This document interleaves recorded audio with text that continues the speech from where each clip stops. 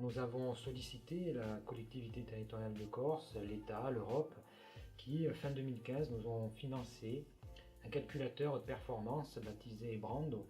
qui a vocation aujourd'hui en Corse d'être un outil structurant dans le domaine du calcul scientifique haute performance au service des établissements publics, mais aussi des petites et des moyennes entreprises locales. L'intérêt de la journée aujourd'hui, c'est justement de réunir aussi bien des acteurs locaux donc de l'université, des acteurs du monde économique, aussi des grands acteurs au niveau national et européen qui participent et qui fédèrent toutes ces entités qui créent une sorte de réseau dédié au calcul de performance au niveau national et au niveau européen. Cette journée a été organisée autour de deux grands moments forts. Le matin, des présentations plénières, et l'après-midi, 2 tables rondes, une plus à destination des enseignants-chercheurs, et dans une seconde partie, une seconde table ronde plus à destination des PME.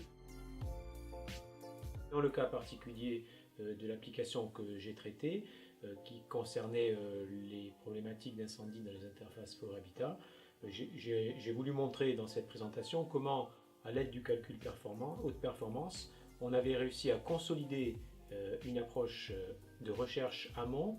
pour ensuite arriver à crédibiliser en quelque sorte une approche de recherche finalisée et afin d'amener une qualité d'expertise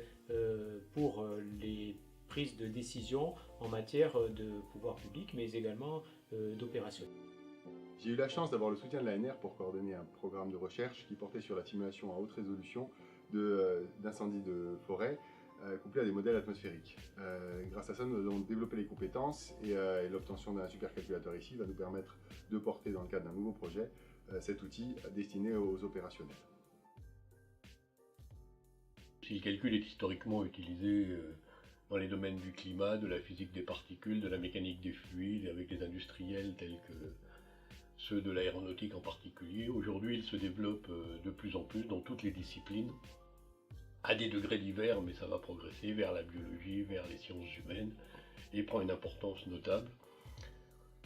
qui se complète également par l'augmentation des données. Alors à la fois des données de calcul, on fait des calculs de plus en plus fins, on a des données de plus en plus volumineuses à traiter, mais aussi par les données issues des capteurs tels que le Large Hadron Collider du CERN, tels que les satellites,